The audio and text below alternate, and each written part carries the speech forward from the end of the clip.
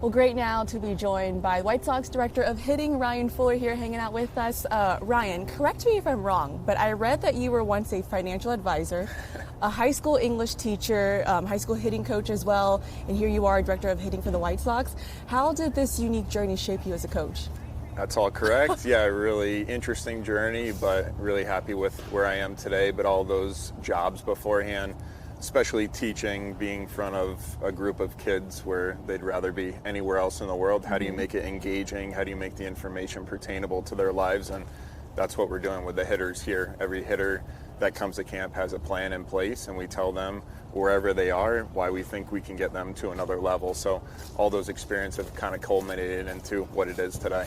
What do you love most about hitting, and more importantly, really teaching it too? I love hitting because there's problems every single day. You're never going to figure it out. You may figure it out for that one game, but the next day there's another problem. The pitchers are so good, and then it's the mind of a hitter, the approach, the mechanics, the biomechanics that we're getting, and it's piecing it together in the most simplified manner for the hitters, so they know they go into the day and this is the one thing I have to accomplish versus the million things that you could go down. You were in Baltimore for a bit too.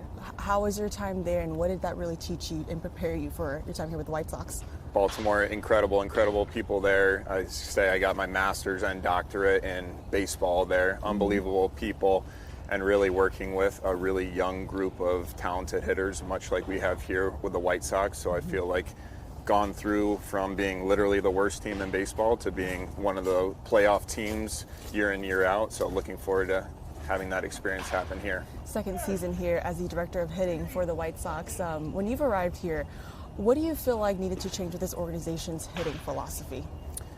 The most important thing for any system is building a system and having consistency from top to bottom. So that was the big lift last year of what do we believe in, what are we going to push, and what are the values that the hitters are going to hear on a daily basis from our hitting coaches across all levels. So really it was, we have three skills: our decisions, contact, and then damage. So get good pitches, hit them hard on a line in the air, and when you do that, good things happen, and making sure we're training at a really high level. One of the biggest offseason moves for the White Sox this year has been getting Munetaka Murakami. First off, what have been some of your impressions of him? Obviously known Japanese slugger back home in Japan. He's got a really explosive bat, hit 56 homers in one season. What have been your impressions so far? Mune is great. He wants to be great, and he is so open to all the tools, equipment that we have, and obviously this is a prolific hitter. He's one of the best hitters to ever come over from Japan. There is unbelievable power, but also great skills, great contact in there. But unbelievable guy, can't wait to throw problems at him, and we have machines that he's never used before, different bats, different balls, so we want to expose him to as many things as possible and have him problem solve like he does. What has been, in terms of like the language barriers, obviously there is a language barrier here, but what has communication been like with him and some of, players that do come from Japan? Mune has a really good sense of the language already, so when you're talking to him, he is picking up things, but he has Kenzo, his interpreter, with him by his side the whole step of the way. So us making sure that we're giving him information that he's going to be able to apply quickly, but also understand in a really quick manner. For players that come over from the NPB and obviously are trying to transition here to the MLB, what are some of the biggest challenge for them? One of the main things is just the quality of pitching they're going to see on a nightly basis. They're seeing great stuff over there. A lot of the Japanese pitchers really rely on splitters, so they see a lot of splitters, but when you come over to America now, it is velocity, 5 different pitch types. So just getting him used to seeing velocity, especially 95 plus on a nightly basis. And luckily we have a traject machine where you put a pitcher, Yamamoto, on the machine. It shows him throwing his actual pitches. So we call it exposure therapy. The more we can expose him to the problems he's going to face in the game, the velocity, the spin, the movement, the better he's going to be at making those adjustments. Well, Mune joins a White Sox team, right, that a lot of these guys will talk about how the second half of the season they really built some momentum there. After the All-Star break, you saw a bit of an offensive surge. What really clicked there for this team?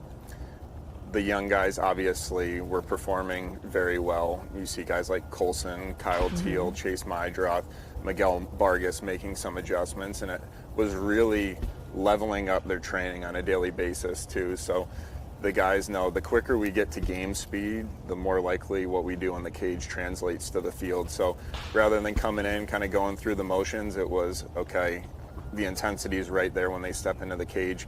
We know who we're facing that night. We want to see what that pitcher has as early as possible. So our window from 2 to 7 p.m. was really targeted, and these guys got after it every single day. 2 seasons ago, I mean, this team was ranked last in multiple offensive categories, and they haven't had really the best rep when it comes to developing hitters here. What is the process like of really developing a good hitter? And in a sense, what are you trying to bring over here, too, that can give them some consistency? All these guys bring in different skills. We don't want to make every single White Sox hitter the same. We want to take in the skills that are inherent to that player and then amplify the areas that they need to get a little bit better at. So if a player, unbelievable power, they make good decisions, we might help them make more contact so they use that damage skill a little bit more. So it's really creating a plan, giving them high clarity on what they need to work at, and then continuing to monitor progress throughout the year so we're not guessing, we're making really informed decisions. Colson Montgomery, last season, oh my goodness, 21 home runs in 71 games. I mean, he was someone that's talked about how instrumental you were during his time in Arizona. What was it like walking through that process to him where he really had to kind of reset here, and then you see him in the big leagues just really tearing it up? Yeah, we hit in the cage yesterday, and it was, man, we were here in May, and it was a completely different story about Colson Montgomery. At that point, struggling in AAA, am I going to make it to the big leagues? And what he did here to learn himself better, kind of look adversity in the eye and say, like, I need to make adjustments. What got me here is not going to get me to the big leagues. So to see him now, one of the best players in the big leagues, one of the most exciting ones coming up, to where he was just months ago to where he is now, super proud of the adjustments he made, not just physically but mentally as well. What were some of the biggest things you had to change and adjust with him? Small things with his swing, just understanding our bodies want to move in certain ways, and some guys are going to want to be more wide, close to the ground. Other guys are going to be more upright, taller. And it was just telling him, based off of all the information we're getting from the gym, our sports science team, our medical, this is how your body wants to move. We want to put you in those positions where you don't have to try and fight your body or get into positions.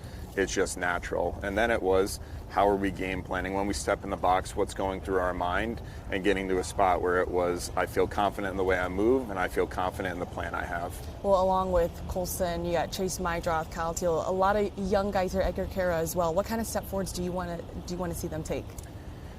Especially with that sophomore year in the big leagues, there will come struggles at certain times. It's usually not just a linear path up and to the right for all these guys. So helping them understand we're working hard every day, but when we do encounter some failure, here's the punch we're going to throw back at the pitchers. So helping them understand it's not going to be perfect, there is going to be adversity, but we have a plan in place to make sure that those peaks and valleys aren't too high. We're just kind of riding that wave throughout the year.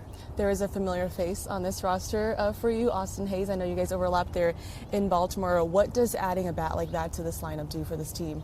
Hazy's special. He's a winner. If you look at everywhere he goes, it's contending teams. The point of his career he's at now, he's not coming here just to play. He wants to push these guys and help us take the next level to be really competitive and make a push. So Hazy is going to be a great influence on our young players.